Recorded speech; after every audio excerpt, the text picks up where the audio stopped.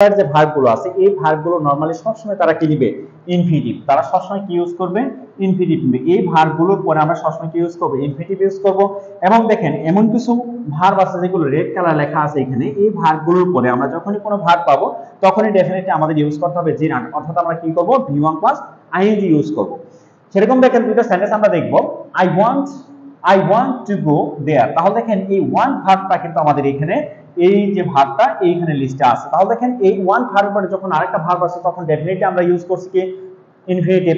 এবং দেখেন হি লার্ন সে শিখেছিল, তাহলে দেখেন এইখানে আমাদের কি আছে এই লার্ন ভার্বটা আছে।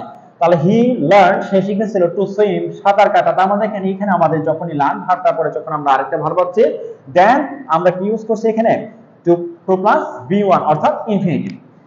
রেড কালার যে এক্সাম্পল গুলো আছে এই ভার্বগুলোর উপর নরমালি কিন্তু আমরা ইউজ করব জিরান। তাহলে দেখেন যে you should not risk entering there, তোমার সেখানে প্রবেশ করার কি নেওয়া হবে না রিস্কটা নেওয়া, ঝুঁকিটা নেওয়া সেখানে কি হবে না উচিত হবে না। তাহলে দেখেন এই রিস্কটা ভার্বটা রিস্ক যে ভার্বটা আছে এই রিস্ক ভার্বটার পরে আমরা কিন্তু ইন্টার লেখা যাবে না, আমরা লিখব কি ইন্টারিং।